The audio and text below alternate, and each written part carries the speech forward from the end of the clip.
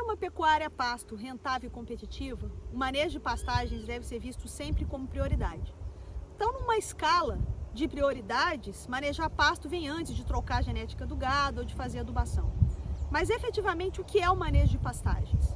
Manejo de pastagens nada mais é do que a gente controlar um processo antagônico, que é você oferecer folha para os animais e deixar folha para que a planta possa fazer a sua fotossíntese.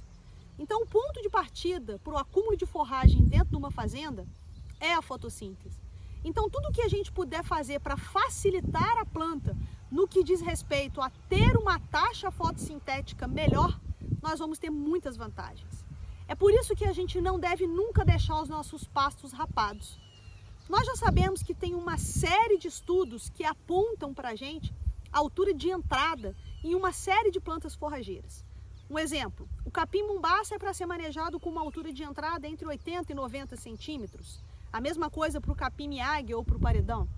O capim-marandu é para ser manejado com uma altura de entrada variando entre 25 e 30 centímetros.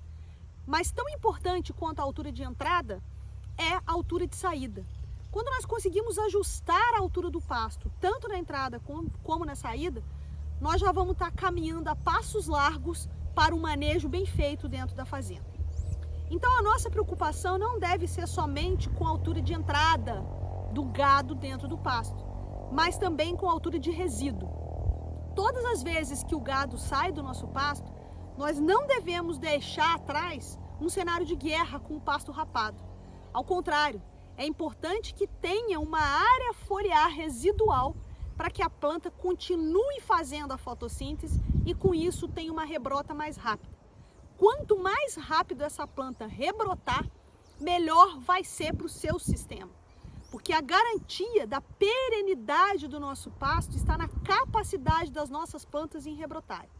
Aqui nós temos um híbrido de braquiária que foi semeado em linha e que se respeitou, nesse caso, a altura de resíduo. Então observem que, embora a gente vá ter os espaços vazios entre as linhas, tem pouca planta invasora. A planta consegue rebrotar bem a partir dessa altura de resíduo. Agora, por exemplo, a gente está vendo que tem bastante folha verde surgindo aqui nessa planta a partir de uma altura de resíduo que nós deixamos.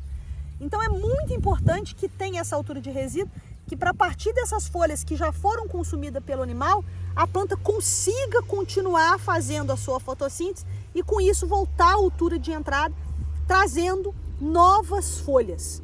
Então, para que a gente consiga ter pastos bem manejados, nós precisamos sempre respeitar a altura de entrada para favorecer a ingestão desse material para os animais. Porque quando a gente respeita a altura de entrada, nós vamos estar dando material com melhor qualidade para os nossos animais. O pasto passado é muito ruim. E em contrapartida, nós também precisamos nos preocupar com a altura de saída. Ou seja, o resíduo precisa ser respeitado. Rapar pasto é ruim para o gado, porque vai consumir um material com muito talo. É ruim para o solo, porque fica muito descoberto. E é ruim também para o meio ambiente. Então devemos respeitar não só a altura de entrada, mas também a altura de saída.